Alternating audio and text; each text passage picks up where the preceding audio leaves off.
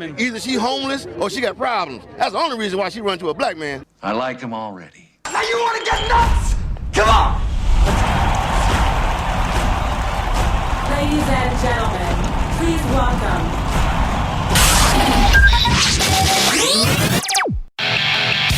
Producer, director, writer. He is the ultimate filmmaker and bona fide foodie. You're listening to The Quidditas Factor with Michael J. Arbouet.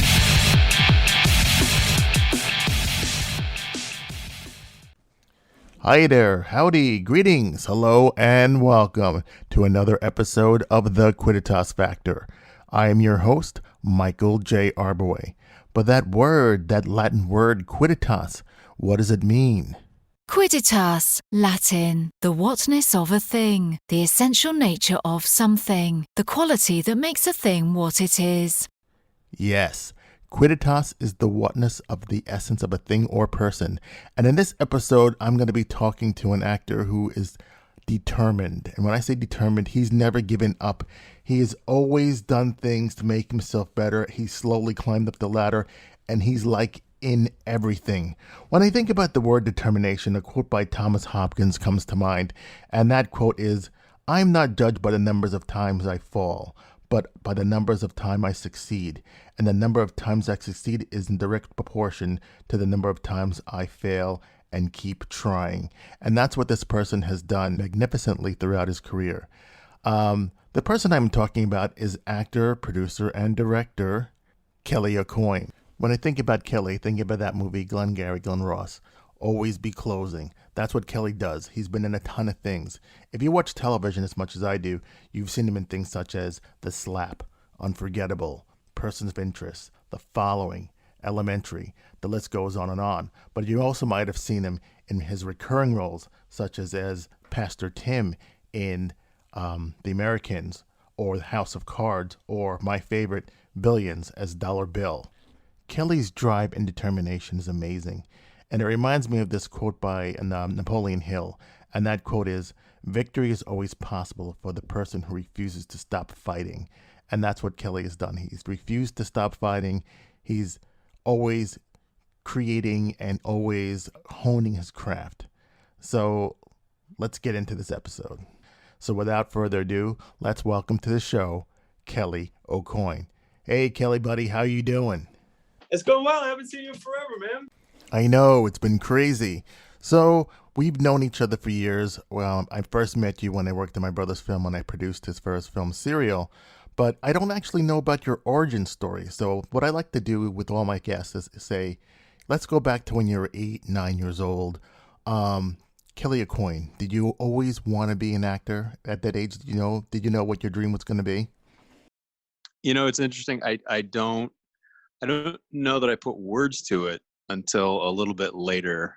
But yeah, well, by the time I was always acting, my mom was a singer. My sister actually acted early on too. And like when we were really young, and has a beautiful singing voice. She still sings, not professionally, but she's great. And then my dad was in politics. So, I always joke that I'm not sure if you're familiar with the fact that if you're aware of the fact that there's a certain performative aspect to politics.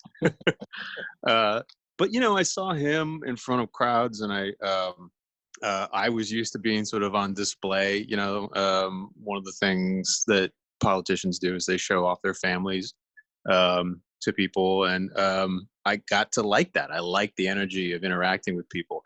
I loved watching my dad give speeches, and I knew some of the speeches were written verbatim, and I was like, wow, you can really bring I wasn't thinking in these words, but in retrospect, I realized I was impressed that he could bring a script alive.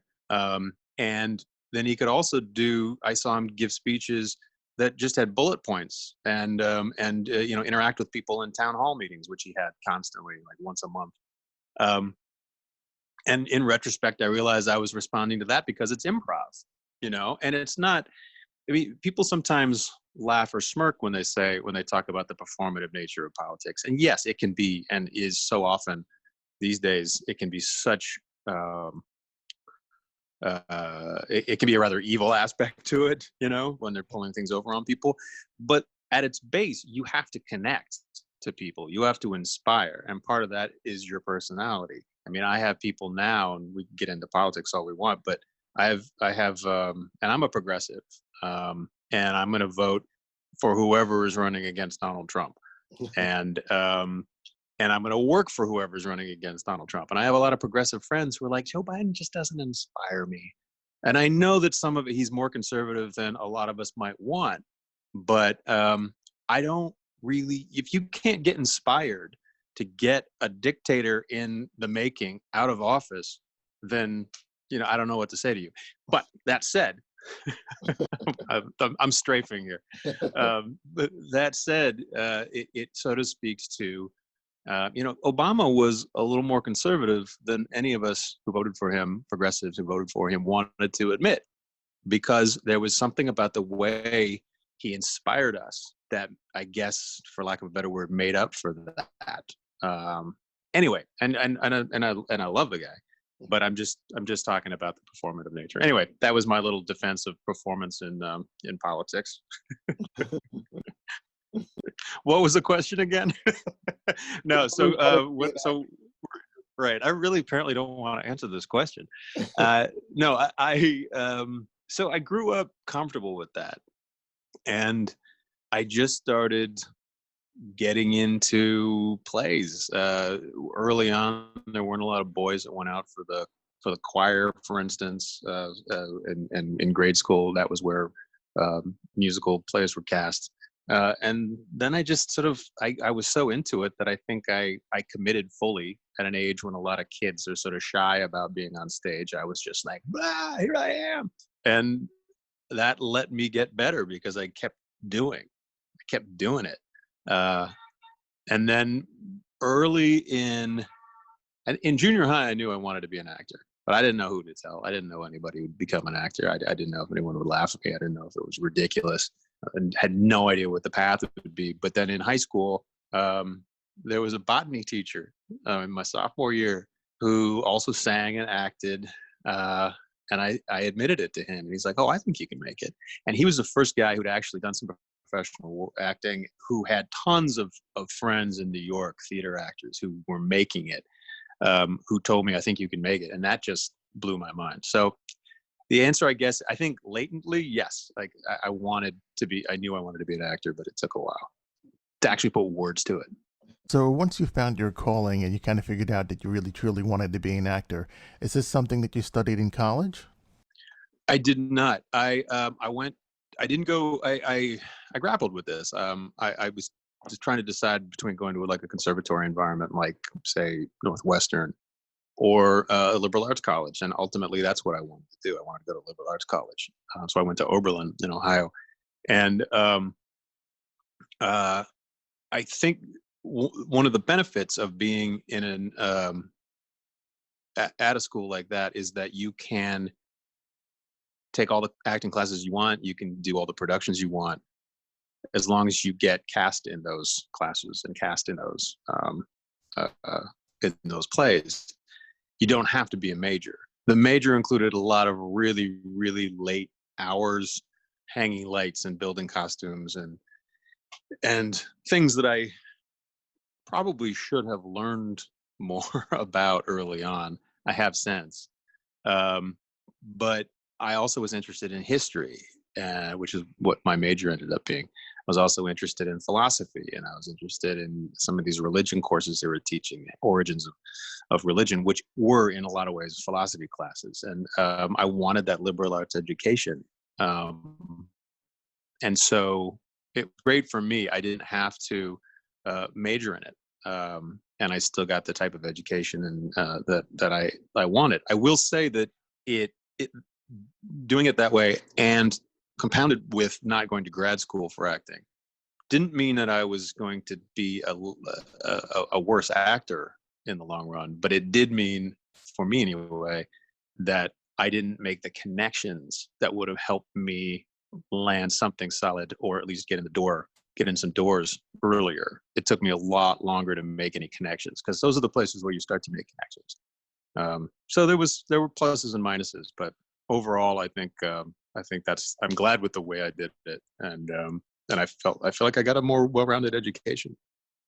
A lot of actors email me and they ask me to ask the actors that I interview how they got their agent. So I have to ask you, how did you get your first agent?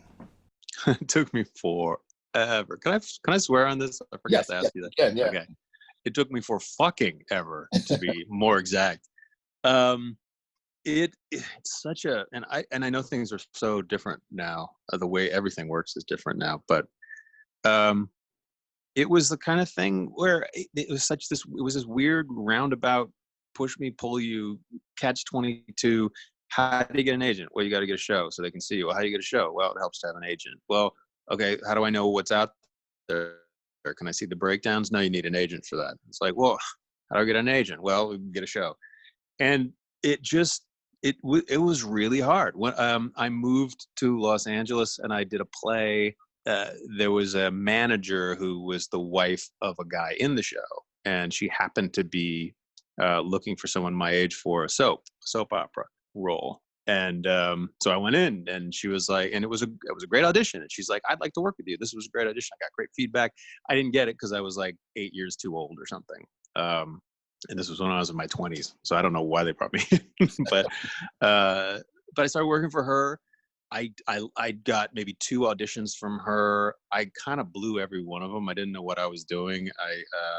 I'm looking back on it, I was almost like apologetic, not in words, but in attitude. I was very back-footed about everything. I was just like, thank you so much for letting me in. This is really a pleasure. I just want to watch. And it's like, well, no, you're auditioning. Oh, right. Oh, okay. And I couldn't make strong choices. I kept trying to figure out what people wanted me to do with a capital D, as opposed to just fucking doing something and making it your own. And gradually I remember even one time I was trying to I wanted so badly to talk to the manager about what's going on. How do I fix, there just seems like there's a stasis. I don't know. And so I called her, or maybe I can't remember if I was in the room or not. I was just like, I'd love to have a sit down meeting with you and about something. And it took me forever to work up the courage to ask her this, which is stupid. It's your manager. And she's like, okay, cool. What about? And I was like, well, stuff in general. And she's like, no, I don't have time for stuff in general. What's the agenda? And then, my heart was in my mouth, and I just stuttered about something. And then I don't think I ever even set up the meeting, and then I lost the manager. So, that was my first foray. She never signed me. Then I went and did regional theater for a huge number of years, including the Oregon Shakespeare Festival, which is a fantastic theater. Won a Tony for best regional theater a few years ago. And after I was done there, moved to New York and did I got a lot of little plays because I made some connections there. And these managers that a friend of mine were with liked theater, like little theater. They knew about the Oregon Shakespeare Festival. I showed them some quotes I had, some good reviews. And they're like, let's try it. This was October. Let's try it to the end of the year. And I had, like, that November, I think I had, to this day, the best ratio of auditions to callbacks that I've ever had in my life. And I don't think I booked anything, but in their minds, they were like, look, you get called back. Or even if you get called by a week after you auditioned for one casting director, you get called in by that same casting director for another show. That's a callback to me. Because that means that means you've impressed somebody, you've shown somebody that you can work, that you're diligent on.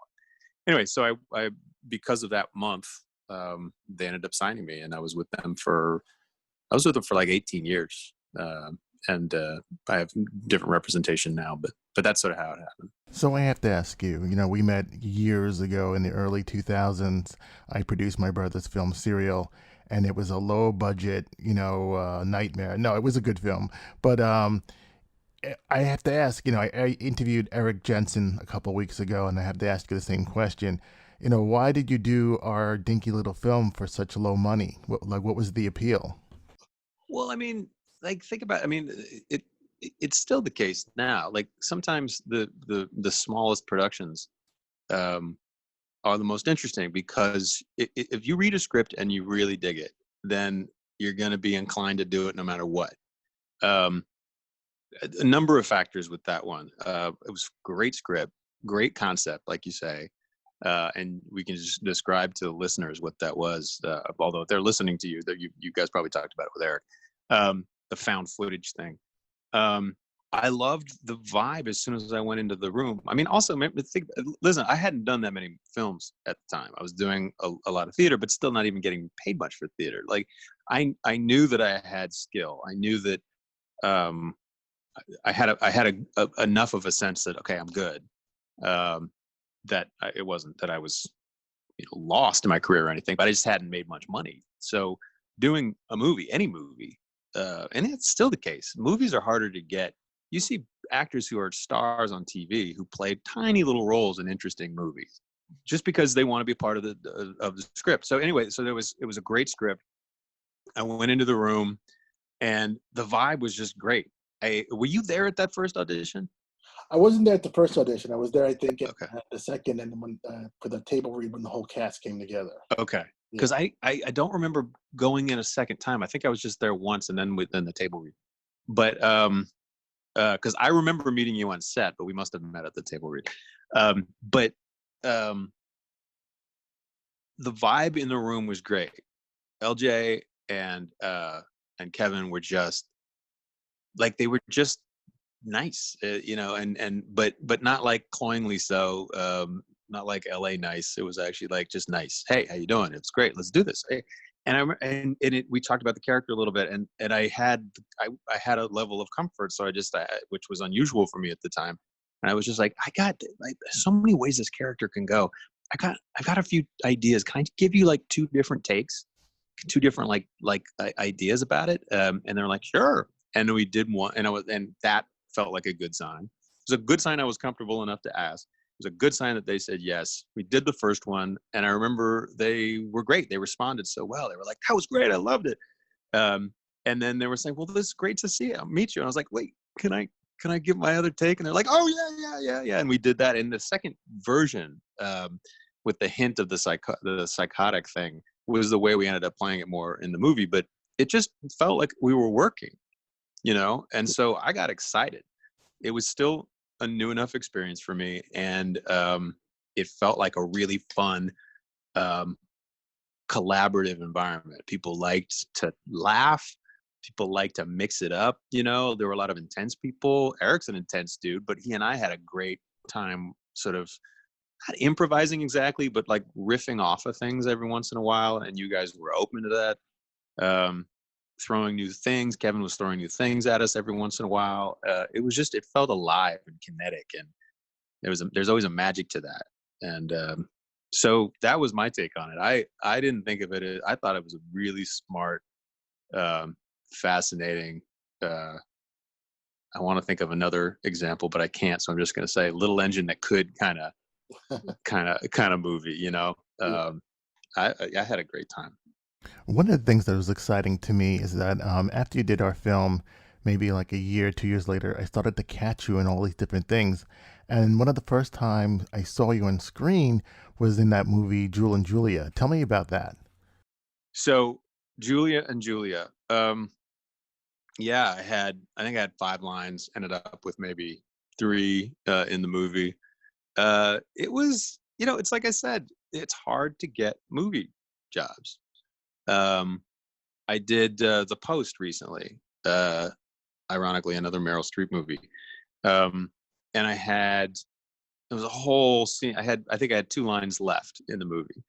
And there was a whole scene in the Supreme Court at the end that was just cut. And all of us had a little bit in that, and that was gone.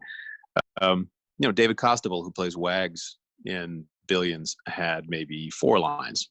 Like just people. It's harder to get movies. You want to be a part of these things, and so anyway, I just went in and auditioned. I remember Nora Ephron, right? Mm-hmm. Yeah. I went in, auditioned for her. It was really fun. She's a hero. So it was really fun to meet her.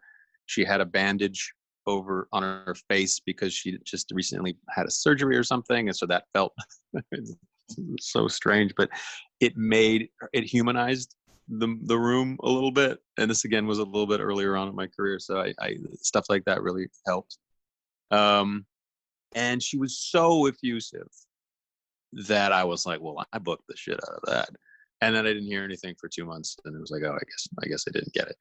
There was another movie at the time about Dillinger, and it was a Chicago movie. There was a like a virulently vicious cop, Chicago cop, that I was on hold for like a month, and I was within a 24-hour period. I was told I didn't get that, but can you be on the set of Julia and Julia tomorrow?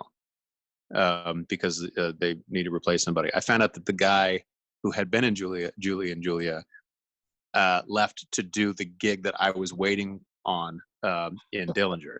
Wow. It was a much bigger role. It was like 2 weeks of work and all that, but still.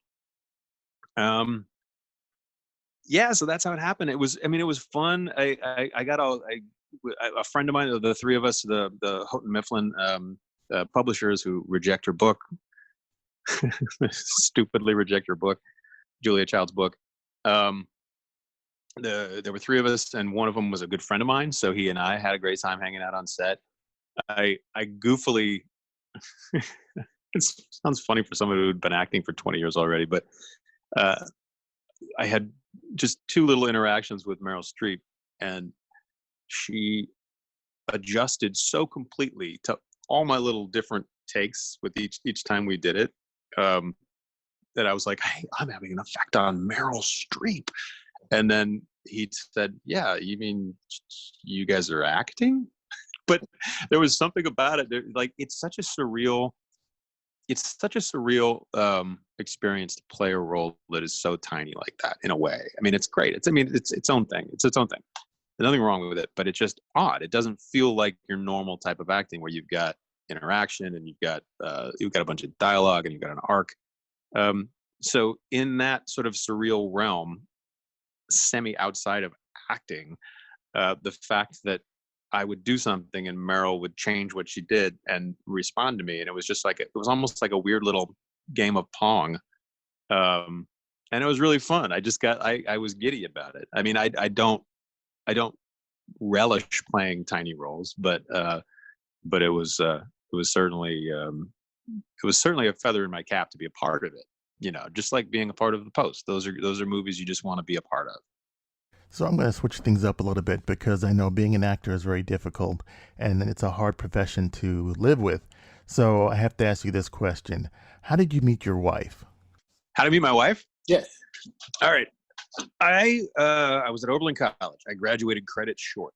I think I graduated 2 credits short, maybe a credit and a half. And at Oberlin, you can walk with your class at the ceremony if you are within 3 credits of graduating, even though you haven't graduated. So I got a diploma that said, please return at the end of the ceremony. It didn't say, congratulations, graduate. It said, please return. And so the next semester, I went back to Oberlin. I'd finished my major in history, but I took a bowling class, which was a PE credit, and I did a play, which was a theater credit. And that's all I needed. So it might not be incredibly surprising to hear that a person who sort of couldn't graduate on time might forget things. And one of the things I forgot as I drove into town, I realized was, oh shit, I didn't arrange housing. So I had a Volkswagen bus and I was sleeping, I was crashing at some friends' places every once in a while, but I was sleeping in the back of my bus. And I met Carolyn. The first time I met her, I was at a soccer game. We were watching a soccer game with a friend of mine, and I met this really cool woman, and we were chatting. And I turned, as I was leaving to go, I turned to wave to my friend who was I was sitting next to her up in the bleachers, and she was sitting there. And I just remember thinking, like there was something just so bing about that moment. And I have a photograph of it because I snapped a photo of my friend and she's there on the side.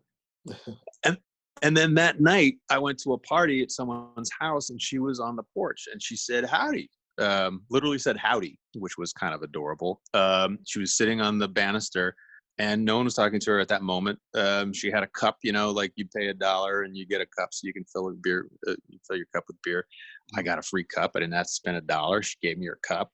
We chatted for like 3 hours, and then a couple nights later, and I told her how I was living, how I was sleeping, and she thought that was ludicrous. And then a couple nights later, was passing by her and her friend, who were like, "Are you going to a parking lot somewhere? What's going on?" And I said, "Yes." And they're like, "Crash with us." And so I slept on their couch for 3 nights in a row. And then the third night, Caroline and I kissed, and we've been together ever since. The reason why I asked you that question is because I was wondering, as you get more successful, how do you juggle your private life with your, professional life? Being an actor and, going to sets every once in a while and being away for weeks or months at a time. How do you deal with that? I mean, I don't know. She actually travels more than I do. She's a dancer. She won awards back in the day. She still dances, but she's also a historical marine ecologist. That old cliche. And she also teaches communicating science. So she's traveled for all of those things. She was actually leading a class co-leading a class of college students in Greece and Romania last summer for 5 weeks. So she was gone for 6 weeks. She was teaching stuff pretty regularly in University of Arizona and in New Hampshire and at NASA in Cleveland, just helping scientists figure out how to better communicate. And then for a long time, she would dance. She'd be gone for like 2 months in Germany one time, and then 3 months in Germany, and then dancing in Portugal and all that stuff. So I think the good thing is that we both understood that aspect of the creative life, and there's still creativity in teaching too. So I'm including that. But the good thing also was that we weren't both actors. So there was no kind of measurable way to compare ourselves. So I don't think the jealousies, potential jealousies, or competition ever popped up. We're both very independent people and like our alone time, and are great when we're together. And I think we both got lucky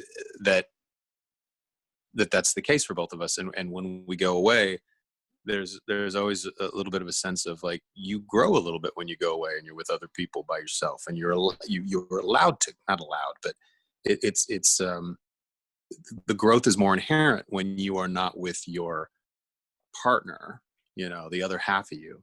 You grow more, and then you bring that back to the whole. And I mean, we don't sit around saying that every time we go away. It's not like, honey, I hope you meet a lot of people and then bring back your experiences so that we can, but that's how we kind of live. I think the idea that, like, when she tells me her stories or sends pictures or whatever, I mean, eat that stuff up. It's fascinating. Right. And that's fodder for a good relationship when you guys, if nothing's ever new, like she's like, hey, I went to the thing and did that. I'm like, yeah, I know, I was with you about everything we do. That to me is kind of boring. Right. So hours can sometimes get hard. The way her work, both with dance and with teaching and science, they generally know exactly what they're doing way ahead of time. And for me, until Billions, and somewhat the Americans, but I was recurring there. I wasn't a regular. So with Billions, I'm just like, all right, for this 6 months, I'm at their beck and call. So we never plan anything. But when it's not Billions time, or particularly when I was freelance everywhere, it was really hard to plan. And we would never, we spent fortunes on tickets because they were always last minute. When I finally realized I was free, and we learned. I think my dad was like, you're going to pay less probably, buy the ticket early, and then you're going to pay less in fines by changing it. But live and learn. But that's a challenge. Like getting alone time. The two of us going away together can be kind of a challenge. So that kind of led into my next question that I wanted to ask you. I noticed as you got more and more work that you were a series regular on The Americans and House of Cards and Turn. Can you tell the audience, and for those actors who wanted to know, what's the difference between a series regular and a recurring role? Yeah, so my understanding is that it's a lot different now than it used to be. where there were a lot more series regulars. It's the, it doesn't necessarily have a lot. It doesn't necessarily dictate how much screen time you're going to get or how many storylines you're going to get, because there are a lot of recurring characters who have the best storylines and who are on all the time. There's some people who are recurring and have all episodes guaranteed that they're going to be on. I mean, they're going to get paid for whether or not they're used. Which to me is like, well, that sort of sounds like a series regular. Because normally it's a recurring character, a recurring actor will have, generally speaking, fewer story arcs. You probably get a guarantee. So most, let's say that the new industry standard is 12 episodes. For the Americans, for a few seasons, I had 7 guaranteed episodes, and for Billions, I had the same. Even though we were sort of told, probably not with the Americans, but with Billions, probably a lot more. But I think there have only been 4 episodes over the course of the whole run of the series that I have not been on. But when you are bumped up to series regular, there's a little bit more money. Although it's a lot less than it used to be back in the day. I was sort of shocked. And you are guaranteed you will be paid for every episode, no matter whether or not you're in it. Right. And when you're recurring, it can fluctuate. But it gets a little gray, you know.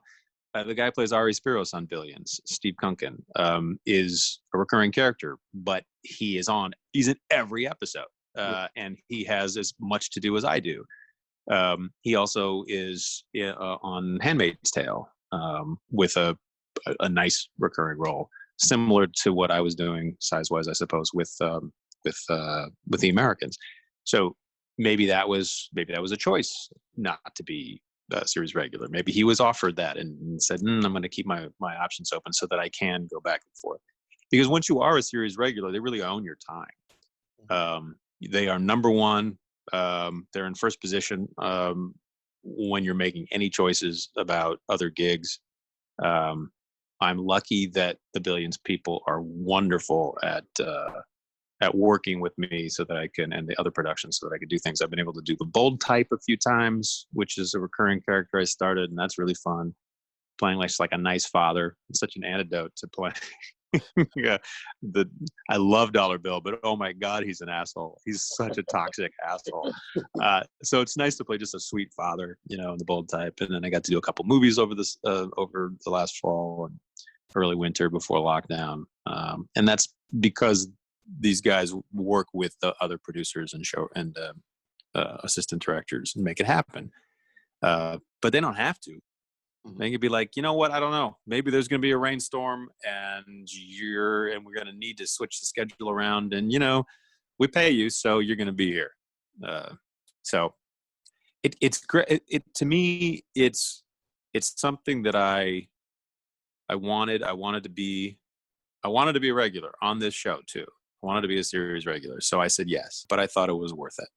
Another show that you were on, and I kind of feel funny that I didn't recognize you in this either, was In Turn. Tell me about that show. Oh, another wig show. Wig. But I mean, that was a complete period piece, so it took me a while to figure out it was you. And if you look at those wigs, they're actually really weirdly similar. It's almost like Pastor Tim was a revolutionary spy. Like, this was great grandfather Hercules Mulligan Tim. So, no, that was really fun too, and that was. But interestingly, that was another one where there was more, and it was cut down a little bit. Like, there was one scene in the prison that was like a really fun back and forth, and just like this power struggle, and there was a lot more that my character got to do, and that just got sort of axed. But that happens, and I was, and then they added something later, so that there were a lot of New York theater actor friends of mine on that show, so that was really fun to go down to Richmond. And I grew up part of my life in DC, so DC, Richmond, all that stuff is an interesting place to visit. I'd love to go back now, given how things have been changing. I'd love to say. I remember. Okay, here, one of my first. After I left the Oregon, I'm sorry, I'm strafing again. After I left the Oregon Shakespeare Festival, I had a long dry spell, and I did this play called Arcadia, which was one of my favorite plays at the time. Tom Stoppard. It was at Theater Virginia, which is now defunct, but it was a really good, reputable regional theater, and it was a beautiful space, and that felt like my reemergence. And I loved being down there. And there was an area of Richmond that was really wonderful and multicultural, and like a really cool area that we were living in. And then I took a long walk, and I came across this avenue called Monument Avenue, and I was like, "What now?" And so it's been really interesting to me and exciting. To see how people have approached that avenue in recent months. I really there's some amazing photography. I haven't been down there, but there's some amazing shots of the protests and the artwork, the defiant art that has been that is surrounding those statues. So Turn and House of Cards, both politically driven shows. Do you think that your father being a politician helped you in those roles? No, because House of Cards, I was like the only non-political guy. It was so funny. There was a period of time. I don't think I've ever really played a politician in a major production. And I played this. So I was Michael Kelly's brother, Stamper's brother, in season 3. Which was great. I mean, in the sense that it was like Michael Kelly's season. Like, he got his first Emmy nomination, I think, for the series on that. And Stamper was coming back from almost, being hit on the head and almost dying. And you're feeling a lot of sympathy for him, even though you think about it, it's like, well, he almost killed someone. That's why he got. Anyway, so I don't know anything about this. I just come and I'm as his brother, and I'm nursing him back, helping nurse him back to life, and get him away from booze, which is what I think his problem is. So I had like 4 episodes, and it was all just with him. I didn't really get to know the production. I got to meet, obviously, Bo Willimon, and then any director who worked that week, but mainly it was just Michael Kelly. And I loved that guy. I love him. He was incredibly supportive. I happened to get he figures in my origin story, my dollar bill billions origin story, because I had auditioned for a different character on Billions while I was shooting House of Cards. And I know it went well, but they called me back, and it was a recurring character. They said that it wasn't quite right for that one, but here, would he come back in and read this role? And it was like not actually, didn't even say possible recur. It was just like 5 lines. It's like, I don't want to do that anymore. I want something that's got at least a possibility for growth. And then I was talking to him about it, and I just happened to mention it. And I was like, yeah, it's character Dollar Bill. He's the cheapest millionaire in America. But I'm not gonna do those types of roles anymore, as if I knew what the type of role was. And he was like, yeah, it's like Brian Koppelman and David Levine, they're pretty good, like, guys. Like, they write good shit. They do Ocean's 13, they did Rounders, and he was like, Paul Giamatti and Damian Lewis are in it. I don't know, man. I go do the pilot, and then if it doesn't seem like it's gonna build, maybe you don't have to stay with it. You're not being locked in for 5 years. That's not exactly how the conversation went, but those were the ideas that he kind of like our conversation. In our conversation, those ideas bubbled up, and so I contacted my people, and I was like, "If it's not too late, I'd like to go in." And they're like, "Okay, well, they'll come in tomorrow," and I did, and it went great. And I remember the showrunners were like, "You're in House of Cards," and I said, "Yeah," and they're like, "What's the role?" I was like, "I can't tell you," and then there was a look on their face. They didn't actually say this, but there was a look on one of their faces, and it was almost like, if you don't tell me, I'm not going to hire you. So I was like, okay, I play Stamper's brother. But anyway, that's again long, interconnected, slightly connected things. But I will always be thankful to Michael, because just again, I don't think he was actually saying you should do it. I think it was just the conversation we had led me to realize, with his help, that I should go in, and the role really turned into something. So let's talk Billions, season 1, episode 10. I believe the episode was called Quality of Life. In that episode, Dollar Bill fakes a fight with his boss. That was such a great scene. Tell me about that. Season 1, and this fake fight. It was. I howled when I read that, and I think it was the first time I realized that. All right, they're interested in seeing what I can do. They're interested in seeing what Dollar Bill can become. And Karin Kusama, by the way, I don't know if you know her, but she's one of the best directors working out there now, film directors. And she was shooting the episode. She did Girl Fight and The Invitation, and she's fucking incredible. I wish she was on Twitter, because I'd be shouting her out all the time.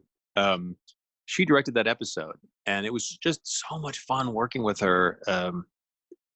She actually has directed 2 of the best episodes of Billions. There's so many that I love, but the Ice Juice episode, which was a big heist, it played out like a heist movie, and then the one with the fake fight. Just really, she's great. Anyway, thank you. That's awesome. And that was a pivotal episode for me. And I'm sure that the fact that it went well helped them have confidence to grow the character to the extent that they have. So these next couple of questions are the questions that the audience love to hear the answers to. They're like my patent podcast questions. So my first question to you is, what's something that people seem to misunderstand about you? I've been learning that people think I'm rich. Yeah, I would think that too, with all the recurring roles you've had. Which is hilarious. Yeah. I think that that's a really good question. I don't know. I haven't been presented that often with people saying things like, or even attitude-wise, but presenting me with, well, that's so you. I think there was a period of time where people thought I'm a relatively irreverent person, and I can be goofy, and I, as much as I like to be serious, I think that those other elements, being quippy, being goofy, those are types of things that bind us together. I think they're important. I think they solidify relationships, family relationships, friendship relationships, everything. And sometimes people, I think, for a while thought I wasn't a serious person. I also appreciate self-deprecating humor, because it's so, I don't want to, unless I really know that person, I don't want to slam them, unless they're being an asshole. But, you're an easy target. And I remember my dad, at one point my dad was like, I think that you're too self-deprecating. You shouldn't do that. I think it gives other people a negative impression of you. Which I ultimately disagreed with, but it was a good thing to at least examine whether or not that was true, and whether or not, and he not to his credit, I'm not, because there's no discredit there. That's a perfectly valid way of looking at things. But as a father and a friend, because we are great friends too, it's very possible that he also just wondered if I had a low self-esteem, and if it could be a self-fulfilling prophecy where I'm making fun of myself. Do I start thinking ill of myself? Which isn't true, but bless him for thinking that.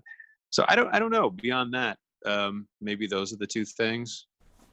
Quidditas is the whatness or essence of a thing or person. But being that that's such a hard word to understand, let's say that Quidditas means your superpower or your magic power. What would your Quidditas be? I would say my superpower is that I need people around me. I think my superpower is that I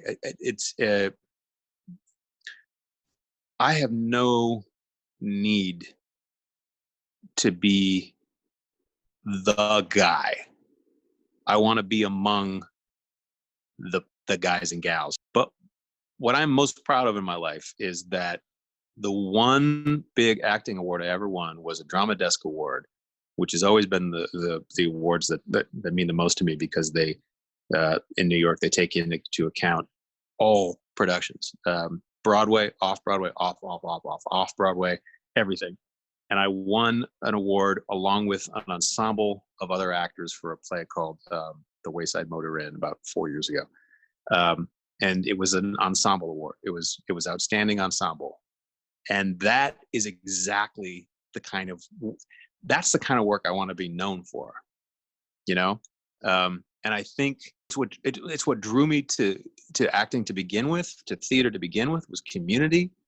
And yeah, I would say that my superpower is that I want community. I want community more than anything else. I want my artistic successes to be about community and ensemble. And I think because of that, I realize greater joy than a lot of people who disdain that for individual achievement will ever experience. So that, to me, I mean, maybe that's arrogant. I'm not trying to be. I fully believe that. That's my superpower, is understanding that ensemble matters more than anything else. What's the one thing that acting did for you that you didn't expect? I mean, to a certain extent, I never expected to be known by anybody beyond maybe a 10-block square radius in New York. I've always been politically active, and I've always had a sense of, because of my parents, it was instilled in me, activism and fighting the good fight. I was telling someone recently, like, literally fighting the good fight, which is such a cliche. That term was not cliche in my house. That was real. Like, my mom talked about fighting the good fight. My dad talked about fighting the good fight, like capital G, capital F. And so I think once the Americans, and particularly Billions, hit, and more people got to sort of know me, I became more known. I'm still uncomfortable with saying stuff like that, but it surprised me, and it made me happy that there were organizations that would then want me to help them by lending my name on my face or my voice, or lending my skill to do a commercial or something. That was a pretty joyful and surprising development. And I work for an organization now. I'm on the board of an organization called Culture City, which is an autism awareness organization, and we transform public spaces into sensory inclusive spaces. And we signed with the NBA, which is one of my passions since I was a kid. We got 22 arenas that we've converted into sensory inclusive spaces, so that people with autism or with dementia or PTSD can go to any game. They don't have to wait for sensory friendly nights. We've got these. We can get into that more, but it's and I'm working with Dominique Wilkins right now on an initiative that we've started with the Culture City. We're trying to build a legal defense fund for people with disabilities who need legal help. Matthew Russian, the guy he's in jail for 50 years because he was pulled over for a speeding ticket, and the police officers didn't know how to handle a person with autism, and things blew up. And it's like, they need, there are communities that need help, particularly minority communities too, when it's compounded with having a sensory issue or a disability. And so for me, this taps into the social justice stuff that I've grown up caring about so much. And I've been doing videos for an organization that's trying to register people to vote and trying to protect voting rights in states across the country. And so I guess I would say that the most surprising thing for me is that acting has actually helped me participate in a way that seems meaningful and helpful in politics, which is my other, and activism, which is my other passion. Here's another question for you. Tell me about somebody who touched your heart and how they made your life better. I've often said this. My mom has probably the truest moral compass of anyone I've ever met. My wife, Carolyn, comes close, at least close, if not equal. They are people who continue to never let me get lazy about something. My next question for you is, what's the best compliment you've ever received? I mean, that changes, doesn't it? That changes with when I was talking about my botany teacher, Bill George, in Washington, D.C., my science teacher, biology, botany, I think it was botany. Anyway, when he said, "Yeah, you can make it," I mean, that was a statement of fact, but to me, it was a compliment. And at that point in my life, I needed to hear that. Mm-hmm. If I hadn't had him, maybe someone else would have come along. I mean, maybe I had enough adrenaline, enough sense of inertia that I could have pursued it anyway. But I got so few gigs for so many years that the only thing that kept me going was every once in a while, at very strategic, opportune moments, there was some compliment. There was some, "You got it, kid," or "I think you're really good," or something that didn't lead to anything tangible, but was just said by someone who I admire, that kept me going. Because people often ask, well, because I described like really not getting paid for 10 years to act. And they're like, well, what kept you going? And I'm just like, I didn't want to do anything else. I had really cheap rent, which is, you can't sneeze at.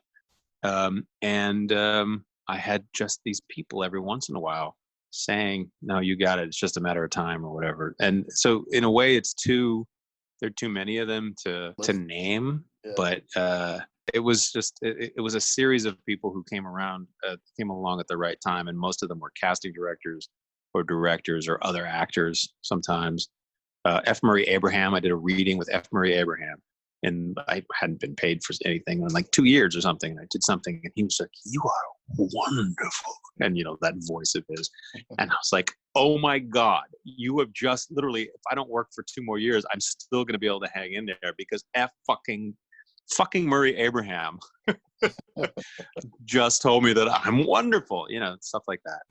Tell me a funny story on the set or sometime during your career you'd like to share with the audience. Well, the fake fight episode, the fake fight scene in Billions was one of my favorite experiences ever. I had lost my voice a couple of days before. It was just starting to come back. And you can sort of hear it when I come in the room at the very top of the scene. I'm like, thank you, my children. And it sounds like a little froggy. Mm-hmm. But fortunately, Damien and I figured out, as long as I keep yelling, it doesn't sound encumbered. It doesn't sound like, but if I was just trying to talk like this, so the scene lent itself to yelling. So we got lucky. I can recognize that I don't have like the full range of my voice. It all feels, and when I look at it, I'm like, oh, it's all one note, but that's okay. That was really fun. That was hilariously fun. Shooting the episode where I smashed Ari Spiros's Porsche was one of the most fun, giddy days of my life. Steve Kunkin, who plays Ari Spiros, has become a great friend of mine, but we barely knew each other before the show started. And we got a whole day out in New Jersey where we were smashing cars and screaming and yelling, and just like, I was describing this to somebody. It was like, we were kind of like 12-year-old boys. You know how young kids sometimes when they get excited, they sort of lose their breath and they can't quite finish sentences. We were talking like that. That was fun. In a general sense, I'll say that backstage on set at Billions is a lovely place to be. The cast and crew are all great. There's a group of us that cast that are really tight, and we have text threads. Everyone's checking in on everybody else through the pandemic and the quarantines, and it's a good. I think I probably sort of lost track of your question, but I'll just in general, I'll say that days on set are wonderful because it's such a funny group of people, and everybody top down. Damien and Paul, although I rarely work with Paul, but Damien and Maggie and Dave Costabile, who plays Wags. Like, it's just fun, and you joke around and give each other shit, and there are no divas, and so it's just fun to be there. I guess I'd say that the most sort of surprising thing about being on set in a show like Billions, which is about such awful people, toxic, power hungry people, is that it is so easygoing and lovely and supportive, and like a family. It's really like a family. Just a couple more questions before I let you go. What's one common myth about acting you'd like to debunk right now? Common myth about my profession. That actors are coddled, that actors are, that acting is not real work, that theater is not real work, that TV is not real work. People work fucking hard. And that's tied into what I often get, because I'm very political on the Twitter. I get a lot of stay in your lane, stick to reading lines, and inherent in that is that you're a mental midget, and you really need to, you don't have the brain capacity to really think about these issues, actor. And that drives me crazy. It's easy to marginalize actors and people in the entertainment industry, and it shouldn't be, because we work fucking hard. Yeah, very true. And most of us work fucking hard with no compensation for years, decades in my case, and a lot of people's cases, and stuck with it. And then something maybe hit, and now you're doing okay. And that's something people forget about. And my last question for today is, what does the future hold for Kelly AuCoin? Oscars, Emmys, Tonys, maybe I don't know. What I want, and what I've always wanted, is just to keep working. I hope the future holds for me is work. I want to keep working. I want to do work that interests me and challenges me. I think one of the things that I'm learning is that when I get to do, I've been lucky to be able to do like a play a year during the off season, and that's great because that's still my first love, and that's my base, theater, live theater. Breathing the same air as everybody in a room, and that's part of what the problem is right now. When we can get back to doing theater again, what I've realized more than ever is that I want to work on challenging stuff. I want to work on things that definitely challenge me, but also challenge the audience, and might not even be received well. I want people to respond. I don't want it to be. I'm not interested right now in terms of theater in doing comfortable stuff. I would like to work on pieces that dare greatly and may fail greatly or fail horribly, but dare. That really interests me. And I did this play called Radio Island at New York Stage and Film a couple summers ago. It was a fully realized production, but we were changing even like the final performance. We had a whole new scene that was rewritten, and it's a great place up there. That it's all for process. And audiences come, but there are no reviewers, so you can't kill a show early on because it's not quite ready or anything. Liza Birkenmeyer, great playwright, and it was so thrilling to be involved with this play where she was just trying shit. And I think it was really good. I think it actually should have a life. And I hope it does. But that solidified for me that that's the kind of stuff I want to do.